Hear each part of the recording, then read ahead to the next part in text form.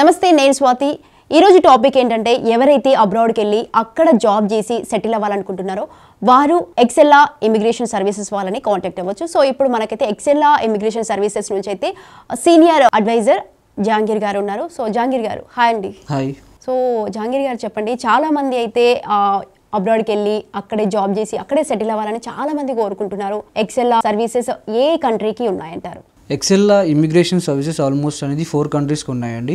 First వచ్చేసి మనకి Canada PR అంటే పర్మనెంట్ రెసిడెన్సీ వీసా. ఎవరైతే వర్కింగ్ ప్రొఫెషనల్స్ ఉన్నారో వాళ్ళు అక్కడ వెళ్ళి సెటిల్ కావచ్చు. దాంతోపాటు Australia permanent residency visa, UK skill work visa and దాంతోపాటు Germany job seeker visa. Present అయితే ఈ 4 కంట్రీస్ చేస్తున్నాం. దాంతోపాటు స్టూడెంట్ వీసా అండి. ఎవరైతే స్టూడెంట్స్ హయ్యర్ స్టడీస్కి వెళ్ళాలనుకుంటున్నారో వాళ్ళు కూడా వెళ్ళొచ్చు. అయితే గ్రాడ్యుయేషన్ లైక్ మాస్టర్స్కి కానివ్వండి, బ్యాచిలర్స్కి కానివ్వండి, ఎవరైతే వెళ్ళాలనుకుంటే వాళ్ళు కూడా వెళ్ళొచ్చు. దాంతోపాటు విజిట్ వీసా, టూరిస్ట్ వీసా కూడా మనం ప్రొవైడ్ చేస్తాం.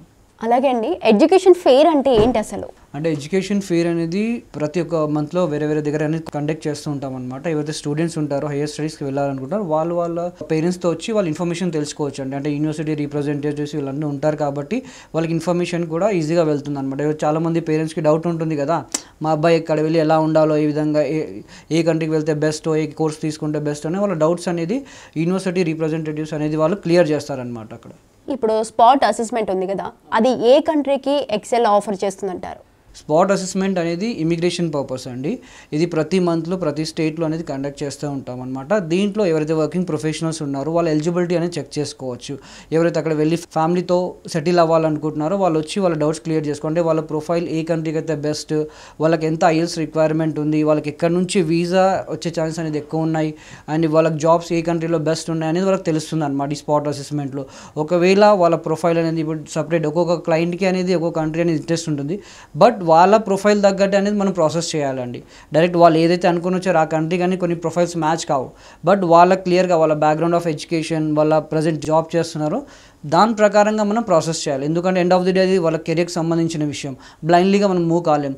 ఫస్ట్ వాళ్ళ ఎలిజిబిలిటీ చూస్తాం అంటే ఏ కంట్రీకి అయితే బెస్ట్ అనేది, ఆస్ట్రేలియానా, కెనడానా, యూకే, జర్మనీ. ఫస్ట్ వాళ్ళ background of education, work experience and rules and రెస్పాన్సిబిలిటీస్ని బట్టి ప్రొఫైల్ ఎలిజిబిలిటీ అని జరుగుతుంది. కెనడాకి ఎలిజిబిలిటీ పాయింట్స్ వచ్చేసి 67. ఈ 67 పాయింట్స్ అనేవి వాళ్ళ age, qualification, work experience and IELTS పైన క్యాలిక్యులేట్ అవుతాయండి. దీనికి ఒక ప్రాసెస్ టీమ్ అనేది ఉంటుంది. వాళ్ళు అనేది ప్రొఫైల్ ఎవాల్యుయేట్ చేస్తారు.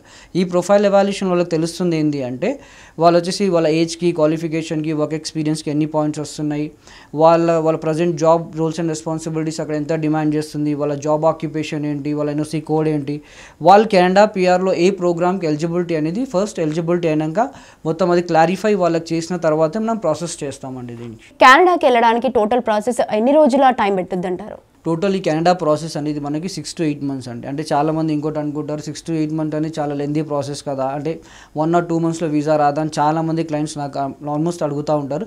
బట్ కొంచెం పేషెన్స్ ఉండి ఒక 8 months ప్రాసెస్, ఎందుకంటే సేఫ్ డాక్యుమెంటేషన్ అనేది ఇంపార్టెంట్ అండి ఇక్కడ. ఓకే, చాలామంది ఇప్పుడు వేరే కంట్రీస్లో కూడా డాక్యుమెంటేషన్ ప్రకారంగా చాలా ప్రాబ్లమ్స్ ఫేస్ చేస్తున్నారు.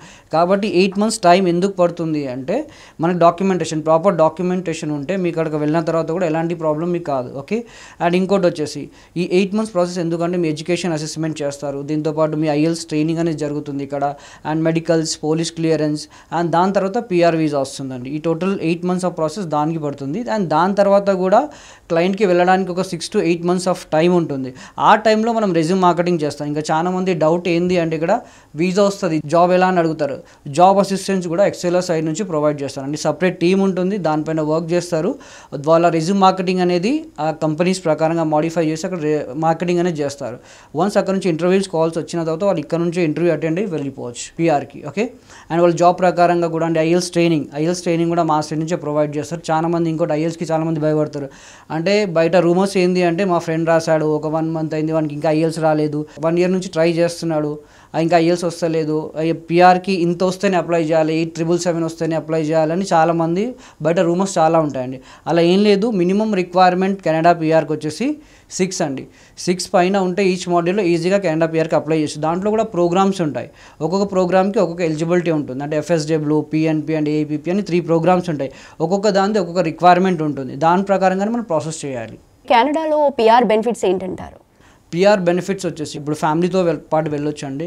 ఇది యాక్చువల్గా వచ్చేది మనకి 5 years వీసా, 3 years తర్వాత ఇక్కడ సిటిజన్షిప్ వస్తుంది. వన్స్ సిటిజన్షిప్ వచ్చిన తర్వాత అక్కడ వేరే ఏ కంట్రీకైనా వెళ్ళి మీరు వర్క్ చేసుకోవచ్చు. దాంతోపాటు ఇమీడియట్గా ఇప్పుడు స్టూడెంట్ వీసా అయితే మనం ఫ్యామిలీతో ఇమీడియట్గా ట్రావెల్ చేయలేము. ఓకే, అదే పిఆర్ అయితే ఇమీడియట్గా ట్రావెల్ చేయొచ్చు. వాళ్ళ స్పౌస్ కూడా ఈక్వల్గా వాళ్ళతో జాబ్ చేసుకోవచ్చు. పిల్లలకి +2 వర్క్ ఎడ్యుకేషన్ ఫ్రీగా ఉంటుంది, మెడికల్ బెనిఫిట్స్ ఉంటాయి. దాంతోపాటు వాళ్ళ స్పౌస్ కూడా ఈక్వల్గా వర్క్ చేసుకోవచ్చు, ఫుల్ టైం పార్ట్ టైం. ఇప్పుడు ప్రజెంట్ ఇక్కడ శాలరీస్ చూసుకుంటే non IT or IT persons ఎవరికైనా కానివ్వండి more than 1 lakh or 1.5 కంటే ఎక్కువ రాదండి. ఓకే, బట్ అక్కడ శాలరీస్ కంపేర్ చేసుకుంటే మనం ఇక్కడ ఉన్న శాలరీస్ కంటే ఒక 5 times బెటర్ శాలరీస్ అక్కడ ఉంటాయి మనకి. అండ్ ఏ డొమైన్ వాళ్ళైనా కానీ పిఆర్కి అప్లై చేయొచ్చు. Even IT, non IT, health care కానివ్వండి, sales and marketing, staff nurses కానివ్వండి, అండ్ వేరే బ్యాంకింగ్, టీచింగ్, ఏ ప్రొఫైల్ అయినా కానీ అప్లై చేయొచ్చు. మినిమం ఎలిజిబిలిటీ వచ్చేసి ఏజ్ 45 వరకు ఉండాలి. దాని తర్వాత గ్రాడ్యుయేషన్, ఎనీ డిగ్రీ అండి, గ్రాడ్యుయేషన్ తర్వాత 2 years ఆఫ్ ఎక్స్పీరియన్స్, మాస్టర్స్ ఉంటే 1 year ఆఫ్ ఎక్స్పీరియన్స్ అనేది కంపల్సరీ కెనడా పిఆర్కి. ఒక చిన్న డౌట్ అండి, మీరు అన్నట్టు ఇప్పుడు స్పౌస్ అక్కడికి వెళ్ళిన తర్వాత జాబ్ చేయొచ్చు అంటున్నారు కదా. సో ఇక్కడికైతే ఇక్కడ మామూలుగా తన ఇంటర్వ్యూలోకి వెళ్ళినప్పుడు మాత్రం తనని అడుగుతూ ఉంటారు కదా, మీరు అక్కడికి వెళ్ళి ఏం చేస్తూ ఉంటారు, స్పౌస్గానే వెళ్తుంది కదా, సో జాబ్ చేయొద్దు అనేది కొన్ని రిస్ట్రిక్షన్స్ ఉన్నాయని విన్నాను. లేదు, కెనడాకి ఎలాంటి రిస్ట్రిక్షన్స్ లేవండి. ఓకే, ఫ్యామిలీ తోటి వెళ్ళి జాబ్ చేసుకోవచ్చు, బిజినెస్ చేసుకోవచ్చు, చదువుకోవచ్చు. పిఆర్ పైన వాళ్ళు ఏమైనా చేసుకోవచ్చు అండి. ఓకే, వన్ సిటిజన్షిప్ వచ్చిన తర్వాత వేరే కంట్రీస్కి వెళ్ళి కూడా వాళ్ళు వర్క్ చేసుకోవచ్చు. ఇప్పుడు కంపేర్ టు యూఎస్ వీసా రావడానికి కొంచెం టఫ్ ఉంటుంది, బట్ కెనడా సిటిజన్షిప్ వచ్చింది అంటే అక్కడ యూఎస్లో కూడా వెళ్ళి వాళ్ళు వర్క్ చేసుకోవచ్చు. అంటే ఈజీగా ఒక బ్రిడ్జ్ లాంటిది. చాలా మంది ఇప్పుడు యూఎస్కి ట్రై చేస్తారు, బట్ వాళ్ళకి స్లాట్స్ లాంటివి రావు, వీసా రావడానికి కొంచెం టఫ్ అవుతుంది. బట్ కెనడాకి అప్లై చేస్తే అక్కడ వన్ సిటిజన్షిప్ వచ్చినాక వాళ్ళు ఈజీగా ట్రావెల్ చేయొచ్చు. కెనడాలో వాట్ అబౌట్ జాబ్ గురించి ఏంటంటారు? ఇందాక మీకు చెప్పినట్టు జాబ్ అసిస్టెన్స్ మా సైడ్ నుంచి ఉంటుందండి. వన్స్ పిఆర్ రావాలి. ఇప్పుడు కెనడాలో జాబ్స్ చాలా ఉన్నాయండి, ప్రతి ఒక్క డొమైన్ పైన ఉన్నాయి. బట్ ఏంది అంటే వాళ్ళకి కావాల్సింది పిఆర్ హోల్డర్. వన్స్ పిఆర్ ఉంది అంటే ఎవరైనా కానీ జాబ్ ఇవ్వడానికి ఈజీగా ఉంటుంది మీకు. అక్కడ మార్కెట్లో జాబ్స్ కొంచెం తక్కువ ఉన్నాయని వింటున్నాం, మరి దాని గురించి ఏంటంటారు? జాబ్స్ ఎక్కడ తక్కువ లేవండి. యాక్చువల్లీ ఏంటి అంటే డిపెండ్ అపాన్ ద ప్రొఫైల్. చాలా మందికి చాలా జాబ్స్ వస్తున్నాయి. రీసెంట్గా మీరు చూసుకుంటే కూడా ఈ గవర్నమెంట్ వెబ్సైట్లో కూడా మీరు వెళ్ళి చూసుకుంటే, కెనడియన్ వెబ్సైట్లో కూడా చూసుకుంటే ఎవ్రీ మంత్ అనేది more than 1,500 and 2,000 వరకు ఐటీఎస్ అనేది వస్తున్నాయి, ఇన్విటేషన్స్ వస్తున్నాయి. ఇంకా జాబ్ ఆపర్చునిటీస్ కూడా చాలా మంది ఇక్కడ నుండి జాబ్ చూసుకొని వెళ్ళే వాళ్ళు కూడా చాలా మంది ఉన్నారు, ఏ డొమైన్లో అయినా సరే. కెనడాలో పిఆర్ కోసం అర్హత ఎంత పొందాలి, అలాగే ఎంత సాధించాలంటారు? ఐఎల్స్ వచ్చేసి యాక్చువల్లీ ఇది ఒక పెద్ద రూమర్ అండి. అంటే ఐఎల్స్ మినిమం 8,777. అంటే ఇందాక మీకు చెప్పినట్టు 3 programs ఉంటాయి. FSW అంటే ఫెడరల్ స్కిల్ వర్కర్ అండి. కెనడాలో ఎక్కడైనా ఉండొచ్చు, ఎక్కడైనా వర్క్ చేయొచ్చు. బట్ దానికి ఒక సిఆర్ఎస్ ర్యాంకింగ్ అని ఉంటుంది, దానికి ఐఎల్స్ ఇంత రావాలి అని ఉంటుంది, 8,777 అని. ఓకే, ఒకవేళ దానికి మనకు ర్యాంకింగ్ అనేది మ్యాచ్ కాకపోతే, ఐఎల్స్ తక్కువ వస్తే we have the second option. ఇందాక మీరు చెప్పినట్టు ఐఎల్స్కి ఒకవేళ తక్కువ వచ్చింది అంటే మనం పిఎన్పి త్రూ కూడా అప్లై చేసుకోవచ్చు. పిఎన్పి అంటే ప్రొవిన్సెస్ నామినీ ప్రోగ్రామ్ అంటాం దాన్ని. దాంట్లో వచ్చేసి ఒక్కొక్క స్టేట్ ఒక్కొక్క రిక్వైర్మెంట్ ఉందండి. మన ఐఎల్స్ కానివ్వండి, మన జాబ్ ఆక్యుపేషన్, మన సిఆర్ఎస్ స్కోర్ ఏదైతే స్టేట్కి మ్యాచ్ ఉందో ఆ పర్టికులర్ స్టేట్ నుంచి వాళ్ళ ప్రొఫైల్ పిక్ అవుతుంది. అక్కడ నుంచి కూడా వీసా వస్తుంది. ఏదైతే స్టేట్ నుండి వీసా వస్తుందో కంపల్సరీగా మనం అక్కడ 2 years వర్క్ చేయాలి. దాని తర్వాత మనం ఎక్కడైనా వెళ్ళొచ్చు అండి. అది పిఎన్పి. తక్కువ రిక్వైర్మెంట్ పైన కూడా కొన్ని స్టేట్స్ ఉంటాయి, more than 6 అనేది కంపల్సరీ. ఈవెన్ ఇప్పుడు ప్రజెంట్గా చూసుకుంటే మనం తెలుగు మీడియం స్టూడెంట్స్కి కూడా ఈవెన్ more than 6 అనేది తెచ్చుకుంటున్నారు. ఐఎల్స్లో కూడా 2 types ఉంటుందండి, ఒకటి అకాడమిక్, ఒకటి జనరల్. ఫస్ట్ వచ్చేసి మన అకాడమిక్ స్టూడెంట్ వీసాకి రాస్తారు, పిఆర్కి వచ్చేసి జనరల్. ఇంకోటి పిఆర్కి ఇంకోటి కూడా రాసుకోవచ్చు, కొత్తగా వచ్చింది పీటీ కోర్ అని కూడా వాళ్ళు ట్రై చేసుకోవచ్చు అండి. ఇంకా ఈజీగా ఉంటుంది అది. అలాగే అండి, ఇప్పుడు మిమ్మల్ని విజిట్ కావాలంటే మీ బ్రాంచెస్ ఎక్కడెక్కడ ఉన్నాయంటారు? అండ్ ఓవరాల్ ఇంటర్నేషనల్ బ్రాంచెస్ ఉన్నాయండి, దుబాయ్, దాంతోపాటు ఏపీలో చూసుకుంటే మనకి వైజాగ్, విజయవాడ, గుంటూరు.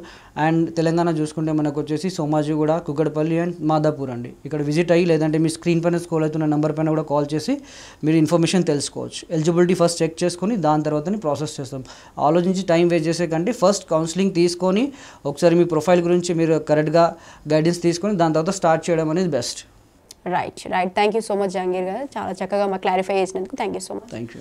సో చూసారు కదా, మనకున్న డౌట్స్ని అయితే జహాంగీర్ గారు అయితే చాలా బాగా ఎక్స్ప్లెయిన్ చేశారు. సో మీకేమైనా డౌట్స్ కానీ క్వశ్చన్స్ కానీ ఉంటే స్క్రీన్ పైన ఉన్న నెంబర్కి కాల్ చేసి డైరెక్ట్గా ఎక్సెల్లా ఇమిగ్రేషన్ సర్వీసెస్కి కాంటాక్ట్ అవ్వచ్చు.